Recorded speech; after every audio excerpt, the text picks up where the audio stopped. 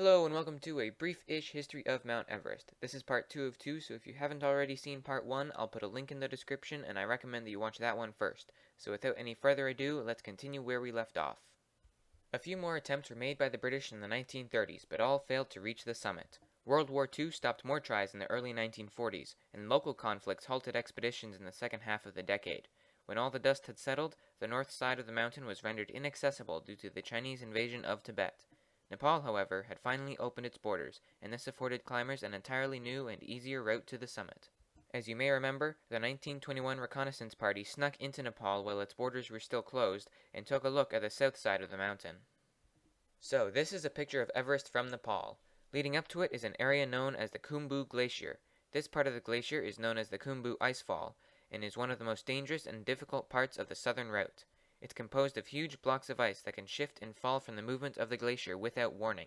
Above that is the Western Khum, which was named by Mallory, and then the Lhotse Face, named for another of Everest's neighbors. Between Lhotse and Everest is an area known as the South Col, and from there, the southeast ridge leads to the summit. A British team led by Eric Shipton, who had been part of the 1933 expedition, was the first to explore this new route in 1951 after Nepal opened its borders. He had intended to go as high as the South Col, but didn't want to risk the lives of his fellow climbers in the Khumbu Icefall. Up until this time, Britain had been using its influence in the region to keep other nations from trying their luck with Everest. It was getting difficult, though, after World War II, with countries like Germany, Switzerland, and the United States asking for a chance to climb the mountain.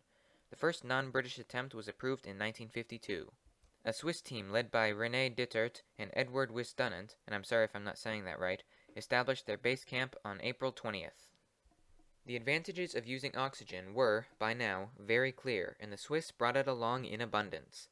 Their breathing apparatuses weren't as good as the British ones, though, and breathing became a real effort when using them. The expedition included men like Raymond Lambert and a Sherpa named Tenzing Norgay.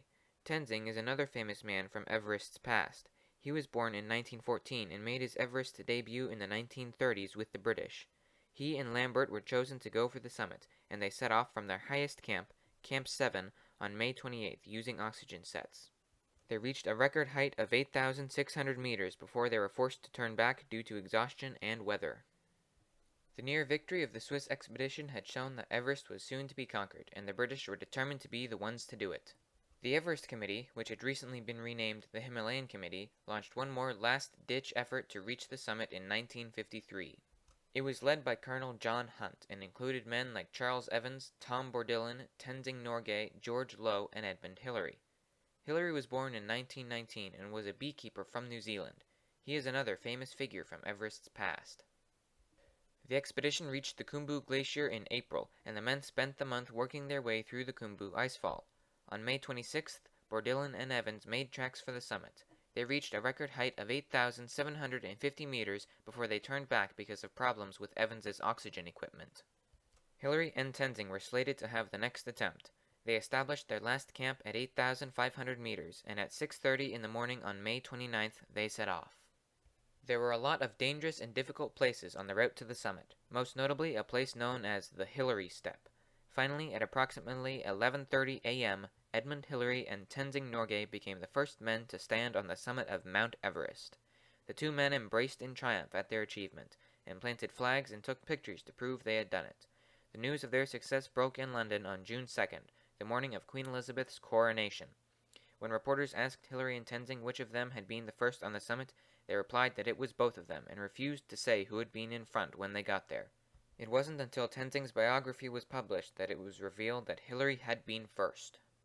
Since 1953, the question of whether Mallory and Irvine reached the summit has become more heated and debated. Mallory's son, John Mallory, commented that, quote, "To me, the only way you achieve a summit is to come back alive. The job is only half done if you don't get down again. When all is said and done, the only way to know for sure if they made it is to find a camera that the pair took with them on their climb. It wasn't on Mallory's body when it was discovered in 1999, so it is believed that Irvine was carrying it. Experts in photography say that the film could potentially still be developed if the camera was found, and that may indeed be the only sure way to know how far they made it." That's all for me today, guys. Thanks for watching, and I hope you enjoyed this video. Let me know what you think about Mallory and Irvine's climb down in the comments. Thanks again for watching, and I hope you enjoyed this series. Have a great day.